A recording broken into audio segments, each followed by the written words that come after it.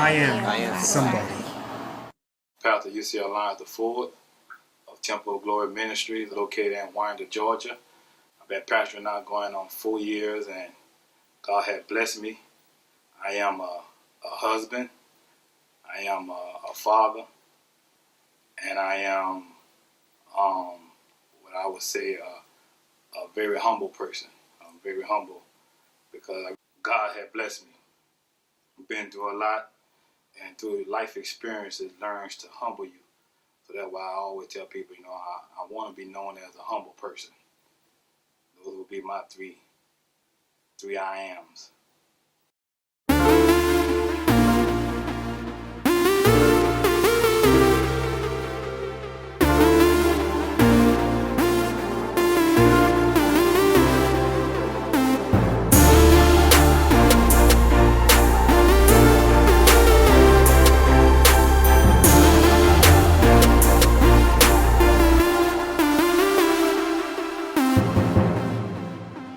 Touch a little bit about your previous background prior to becoming a minister. Well, I was born and raised in New Orleans, Louisiana. You know how it is down there. I don't know if a lot of people familiar how it is, but it's kind of rough down there. So I was brought up in the streets, brought up in church. So I always had the spiritual background, even though I was in the streets. Thank God for my upbringing. I started preaching when I was 6 years old, and God had called me at the age of 6. But at the age of 13, I got away from it, started running the streets, got in gangs, But at the age of, I could say 17, God laid me back to fulfill my calling. You had a very important point. You said that God led you back Correct. to fulfilling your calling. So tell me, what ignited the spark in you to come back and found your own ministry? How did the entire idea come about? Well, the idea came about, first of all, like I said, when I was 17. God laid me back to fulfill my calling, but it took me developing a family. You see, once I started developing a family, I started maturing. And the more I mature, the more I know that I had to leave the streets alone and be there for my family. And in the midst of all that, that's when I was able to humble myself and stop running from the call that God had called me to do.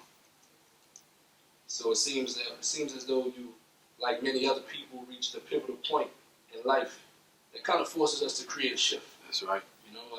Kind of forces us to create a shift, and sometimes those shifts are triggered by a crucial series of different situations that happens that might push us into our purpose and fulfillment. Correct.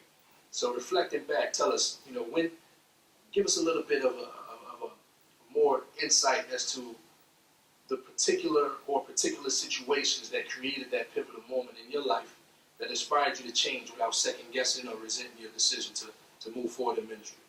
Well, I met my wife, Tawana, at the age of 15. And in the process, we had to raise a daughter at the age of 16. And I know how it is out in the streets.